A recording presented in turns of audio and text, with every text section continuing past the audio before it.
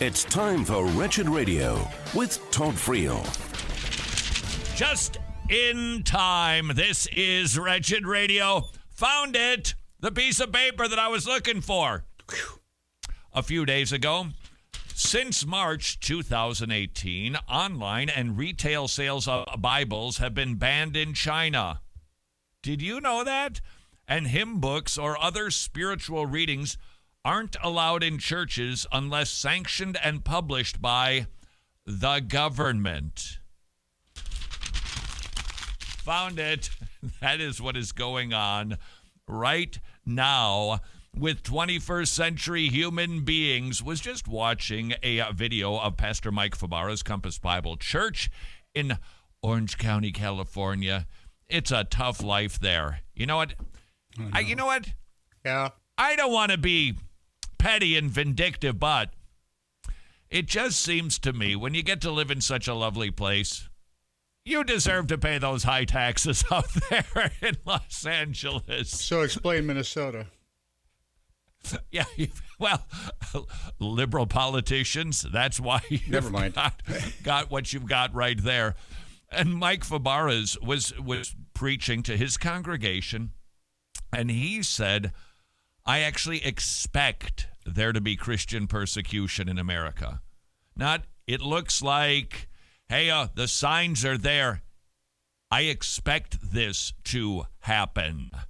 Now, is he a sage? Well, define sage. He certainly doesn't know the future for certain, but he's a wise fellow, and the signs are there, and there is nothing different between the DNA of pagans in China and pagans in America, pagans in North Korea and pagans in America, pagans in Indonesia, all over the globe where Christians are getting shellacked.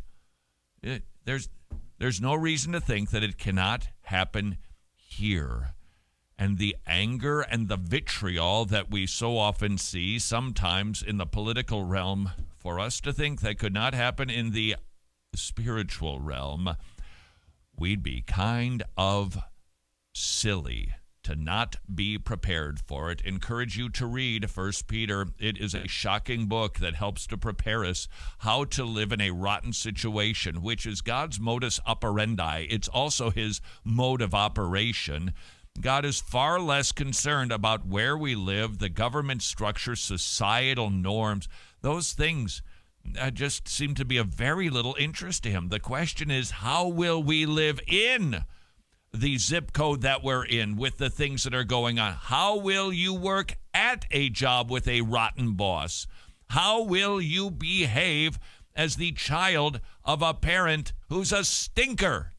It does happen. That's what God is interested in, not overturning social structures, not starting revolutions, but behaving in a godly way where we are. That is what God peculiarly calls us to, so that people will see our behavior and get saved where we are. We're not revolutionaries. We're Christians. And might I just suggest that it is at this hour that I believe when we study what is going on in our culture, now is the time to be sharing the gospel more loudly than ever before. Okay, do you ever talk to a friend and right in the middle of the conversation, they pull out their cell phone and start looking for something? Don't you just hate it when people do that? All right, well, I'm doing that at the moment because I received an email from a buddy of mine. He's a very smart fellow. I don't know why he hangs around with me. He wrote, have you seen the new book, The Coddling of the American Mind by Greg Lukianoff and Jonathan Haidt? Don't know if I said that right. They rely on a lot of evolutionary explanations, but it's a very astute analysis of our culture, especially the iGen generation. Apparently, that is the generation that is into the iPhones. We've run out of letters. It's Gen X, Y, Z. So apparently, we're not going back to Gen A because that would probably offend somebody, being first and all. Yeah. So iGen. By what the X generation? Who is the X generation? By the way, they're mutants who love Stan Lee. Basically born in the 70s. Okay, So I was 70s right. generation. So Roughly. it's older than. I have no idea what you're talking about. Who's Stanley Yeah, anyway? X-Men. Why doesn't he have a last name? X-Men. Huh? He sounds like Stanley an adverb Lieber? to me. Whatever.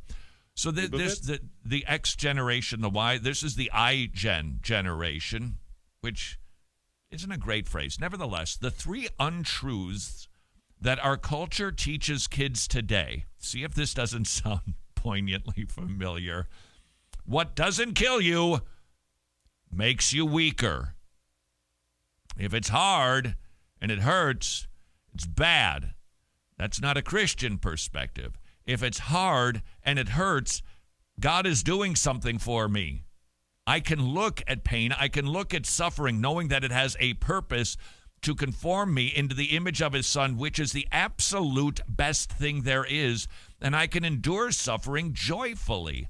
You know, this morning I was thinking, not to get distracted from my distraction here, at least I'm not going to another text, was thinking this morning about my thinking, the way that I live, what I do, and I know we live in an era, maybe mostly it's 21st century Western civilization, the individualism that we so love, and the whole idea of free will, and we've got to protect that at all costs, even if it besmirches God's actual, what he is like. His character and nature is impugned by this rabid defense of we've got to have entire free will. Doesn't matter if it makes God look like a sissy. We've got to have free will. That's the preeminent attribute that we must possess. By the way, I wonder if that would be such a big deal if we lived in feudal times, when we would have an earthly lord and you just did what you were told to do. I wonder how many Christians were going, well, what about my free will? It probably was less of an issue for them than it happens to be for us. Nevertheless, I couldn't help but think this whole idea to be my autonomous self and my rugged individualism. And if you've got God telling you what to do on everything, well, then you're like a puppet on a string. And I'm thinking to myself, then Lord, make me a puppet. I would rather be so fully controlled by him, even if it is totally overriding everything in me that we so esteem in 21st century Western civilization, because it's the better thing. Isn't it better to be a puppet on God's strings than to be detached from him and living in a way that brings me fulfillment? Give me a... What's the name of the guy who runs the puppets on a marionette? Is that the fellow? A marionette. He's the puppeteer, right? No, the marionette is the puppet. Is the doll. The puppeteer is the marionetteer is the person who runs the puppeteer. Puppeteer. Now, see, the little do you guys know. See, I Master of puppets. Fine. The marionetteer. Puppet master. He's good. And I'd rather be dangling on his strings and not controlling my life. Because I got to tell you something. I make a rotten God. And I would much rather be under control of the benevolent God who is. There's a purpose in suffering. There's a reason hard things happen. According to our iGen generation, what doesn't kill you makes you weaker. Number 2, your emotions are a reliable source of evidence. So if it feels good, that's truth to me. And that's the mindset of our current generation. Number 3, life is a question of us versus them. Isn't that the truth? Hence identity politics. It is this generation versus that generation. And right now the big thing is, okay, Boomer. Have you heard that one? All right, so Tony, give me some advice about something. The way that I'm dressed, the way that I'm behaving, just something, anything. See, if you're wearing a big boy suit, you should really have the collar closed with your tie on. And straighten out just Boomer. A little and... Okay, Boomer. Esiason? See what I did right there? You just shut down the conversation because, well, you're just, okay, pontificator. Okay, supposed font of all knowledge, who looks down on this generation. That is a generational mistake on both sides, if you don't mind me saying so. For the older generation to be looking down on this generation that is being taught these 3 worldviews that are so unbiblical and just, oh, the snowflakes, oh, the millennials, oh. That's a mistake. And it's also a mistake for them to be doing the okay boomer business, because that's as derogatory and pejorative as, oh, those snowflakes, they just don't, they're all soft and melt. They can't take the heat.